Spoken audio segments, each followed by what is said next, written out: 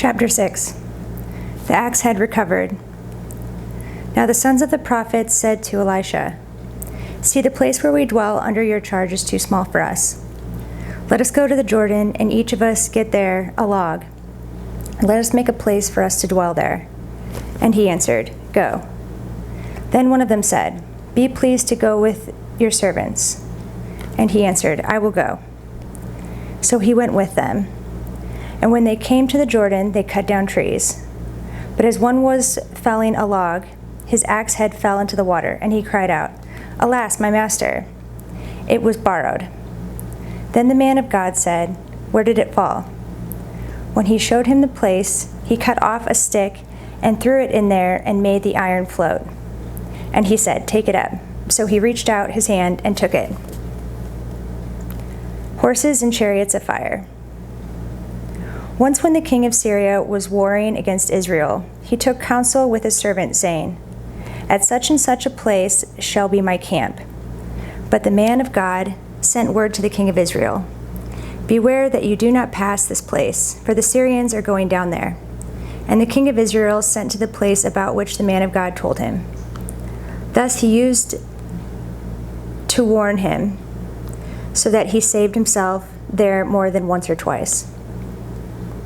And the mind of the king of Syria was greatly troubled because of this thing. And he called his servants and said to them, "Will you not show me who of us is for the king of Israel?" And one of his servants said, "None, my lord, O king. But Elisha, the prophet who is in Israel, tells the king of Israel the words that you speak in your bedroom." And he said, "Go and see where he is, that I may send and seize him." It was told him, "Behold, he is in Dothan." So he sent their horses and chariots and a great army, and they came by night and surrounded the city. When the servant of the man of God rose early in the morning and went out, behold, an army with horses and chariots was all around the city. And the servant said, "Alas, my master, what shall we do?" He said, "Do not be afraid, for those who are with us are more than those who are with them." Then Elisha prayed and said, "O Lord, please open his eyes that he may see." So the Lord opened the eyes of the young man, and he saw, and behold, the mountain was full of horses and chariots of fire all around Elisha. And when the Syrians came down against him, Elisha prayed to the Lord and said, "Please strike this people with blindness." So he struck them with blindness in accordance with the prayer of Elisha. And Elisha said to them, "This is not the way, and this is not the city. Follow me, and I will bring you to the man whom you seek." And he led them to Samaria. As soon as they entered Samaria, Elisha said, "O Lord, open the eyes of these men, that they may see." And the Lord opened their eyes, and they saw, and behold, they were in the midst of Samaria. As soon as the king of Israel saw them, he said to Elisha, "My father, shall I strike them down? Shall I strike them down?" He answered, "You shall not strike them down. Would you strike down those whom you have taken captive with your sword and with your bow? Set bread and water before them, that they may eat and drink and go to their master." So he prepared for them a great feast, and when they had eaten and drunk, he sent them away, and they went to their master. And the Syrians did not come against on raids into the land of Israel. Ben-Hadad's siege on Samaria. Afterward, Ben-Hadad, king of Syria, mustered his entire army and went up and besieged Samaria. And there was a great famine in Samaria, as they besieged it, until a donkey's head was sold for 80 shekels of silver, and the fourth part of a cab of dove's dung for 5 shekels of silver. Now as the king of Israel was passing by on the wall, a woman cried out to him, saying, "Help, my lord, O king." And he said, "If the Lord will not help you, how shall I help you? From the threshing floor or from the wine press?" And the king asked her, "What is your trouble?" She answered, "This woman said to me, 'Give your son, that we may eat him today, and we will eat my son tomorrow.' So we boiled my son and ate him. And on the next day I said to her, 'Give your son, that we may eat him,' but she has hidden her son." When the king heard the words of the woman, he tore his clothes. Now he was passing by on the wall, and the people looked, and behold, he had sackcloth beneath his body. And he said, May God do so to me and more also, if the head of Elisha, the son of Shaphat, remains on his shoulders today. Elisha was sitting in his house, and the elders were sitting with him. Now the king had dispatched a man from his presence. But before the messenger arrived, Elisha said to the elders, Do you see how this murderer has sent to take off my head? Look, when the messenger comes, shut the door and hold the door fast against him. Is not the sound of his master's feet behind him? And while he was still speaking with them, the messenger came down to him and said, This trouble is from the Lord. Why should I wait for the Lord any longer? Chapter 7. Elisha promises food. But Elisha said, Hear the word of the Lord. Thus says the Lord, Tomorrow, about this time, a seah of fine flour shall be sold for a shekel, and 2 seahs of barley for a shekel, at the gate of Samaria. Then the captain, on whose hand the king leaned, said to the man of God, If the Lord himself should make windows in heaven, could this thing be? But he said, You shall see it with your own eyes, but you shall not eat of it. The Syrians flee. Now there were 4 men who were lepers at the entrance to the gate. And they said to one another, Why are we sitting here until we die? If we say, Let us enter the city, the famine is in the city, and we shall die there. And if we sit here, we die also. So now come, let us go over to the camp of the Syrians. If they spare our lives, we shall live, and if they kill us, we shall but die. So they arose at twilight to go to the camp of the Syrians. But when they came to the edge of the camp of the Syrians, behold, there was no one there. For the Lord had made the army of the Syrians hear the sound of chariots and horses, the sound of a great army, so that they said to one another, Behold, the king of Israel has hired against us the kings of the Hittites and the kings of Egypt to come against us. So they fled away in the twilight and abandoned their tents, their horses, and their donkeys, leaving the camp as it was, and fled for their lives. And when the lepers came to the edge of the camp, they went into a tent and ate and drank, and they carried off silver and gold and clothing and went and hid them. Then they came back and entered another tent and carried off things from it and went and hid them. Then they said to one another, We are not doing right. This day is a day of good news. If we are silent and wait until the morning light, punishment will overtake us. Now therefore come, let us go and tell the king's household. So they came and called to the gatekeepers of the city and told them, We came to the camp of the Syrians, and behold, there was no one to be seen or heard there, nothing but the horses tied to the donkeys, and the donkeys tied, and the tents as they were. Then the gatekeepers called out, and it was told within the king's household. And the king rose in the night and said to his servants, I will tell you what the Syrians have done to us. They know that we are hungry.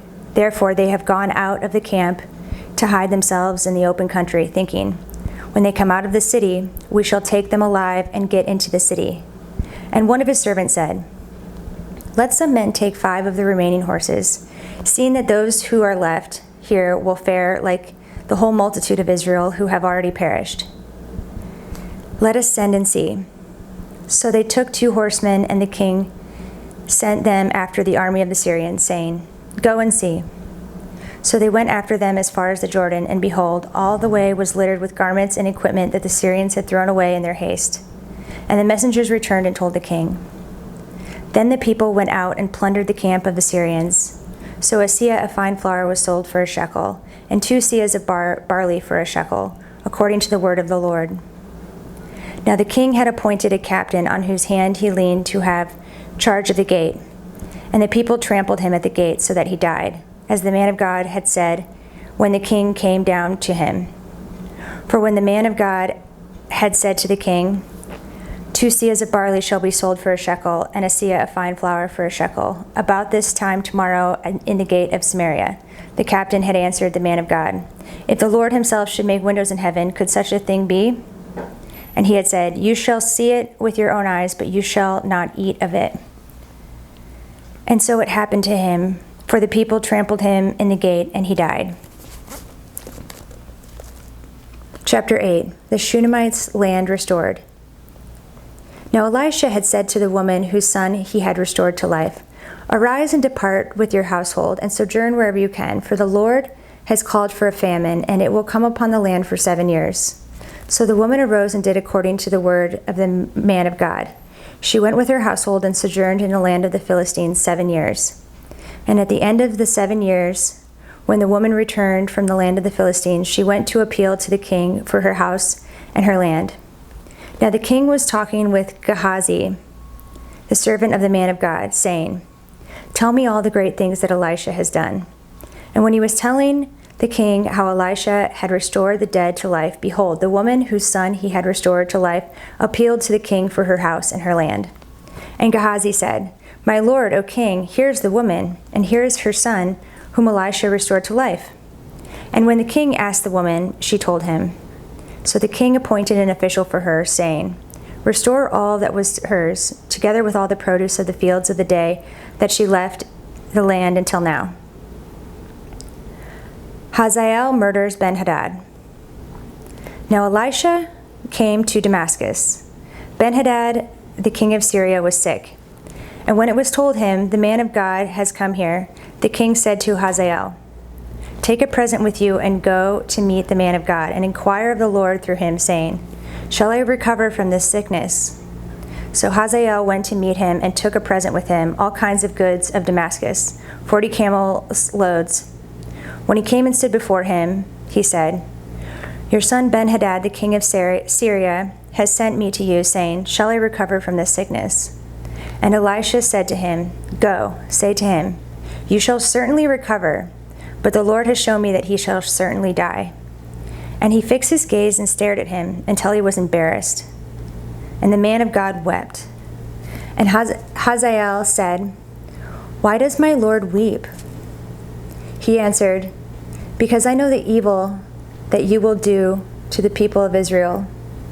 You will set on fire their fortresses, and you will kill their young men with the sword, and dash in pieces their little ones, and rip open their pregnant women.' And Hazael said, 'What is your servant, who is but a dog, that he should do this great thing?' Elisha answered, 'The Lord has shown me that you are to be king over Syria.' Then he departed from Elisha and came to his master and said to him, What did Elisha say to you?" And he answered, "He told me that you would certainly recover." But the next day he took the bedcloth and dipped it in water and spread it over his face until he died. And Hazael became king in his place. Jehoram reigns in Judah. In the 5th year of Joram, the son of Ahab, king of Israel, when Jehoshaphat was king in Judah, Jehoram, the son of Jehoshaphat, king of Judah, began to reign. He was 32 years old when he became king, and he reigned 8 years in Jerusalem. And he walked in the way of the kings of Israel, as the house of Ahab had done, for the daughter of Ahab was his wife. And he did what was evil in the sight of the Lord. Yet the Lord was not willing to destroy Judah, for the sake of David his servant, since he promised to give a lamp to him and to his sons forever. In his days, Edom revolted from the rule of Judah and set up a king of their own. Then Joram passed over to Zair with all his chariots and rose by night, and he and his chariot commanders struck the Edomites who had surrounded him, but his army fled home. So Edom revolted from the rule of Judah to this day. Then Libnah revolted at the same time. Now the rest of the acts of Joram and all that he did, are they not written in the book of Chronicles of the kings of Judah? So Joram slept with his fathers and was buried with his fathers in the city of David, and Ahaziah, his son, reigned in his place. Ahaziah reigns in Judah. In the 12th year of Joram, the son of Ahab, king of Israel, Ahaziah, the son of Jehoram, king of Judah, began to reign. Ahaziah was 22 years old when he began to reign, and he reigned 1 year in Jerusalem. His mother's name was Athaliah. She was a granddaughter of Omri, king of Israel. He also walked in the way of the house of Ahab and did what was evil in the sight of the Lord, as the house of Ahab had done, for he was son-in-law to the house of Ahab. He went with Joram, the son of Ahab, to make war against Hazael, king of Syria, at Ramoth Gilead, and the Syrians wounded Joram. And King Joram returned to be healed in Jezreel of the wounds that the Syrians had given him at Ramah, when he fought against Hazael, king of Syria. And Ahaziah, the son of Jehoram, king of Judah, went down to see Joram, the son of Ahab, in Jezreel, because he was sick.